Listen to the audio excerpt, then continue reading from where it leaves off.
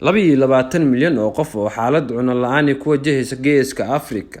Ku dhawaad 22 milyan oo qof ayaa halis ugu jirta gaajo daran, taasi oo laga soo tabinayo koonfurta Itoobiya ilaa waqooyiga Kenya iyo Soomaaliya. Xaaladan ayaa loo sababeynayay in abaartii ugu xumeed 4 sano ee la soo dhaafay ee ku dhufatay geeska Afrika. Meelaha dhibaatooyinka ay ka jiraan ayaa ah meelaha ay degan yihiin dad xoolo dhaqato ah, kuwaasi oo nolol maalmeedkooda inta badan ka hela dhaqashada iyo tabcashada beeraha. Waxaa gobolka ka taagan abaar ka dhalatay in aan la helin wax roob ah xilli roobeedkii shanaad oo xiriir ah tan iyo dhamaadkii sanadkii 2020. Qaramada Midoobay ayaa sheegtay in 12 milyan oo qof oo ku nool Itoobiya, 5.6 milyan oo Soomaaliya ku nool iyo 4.3 milyan oo qof oo Kenyaan ah ay haysato cunno yari aad u daran, sida lagu sheegay warbixin ay soo saartay Hay'adda Cunnada Adduunka ee Qaramada Midoobay ee WFP.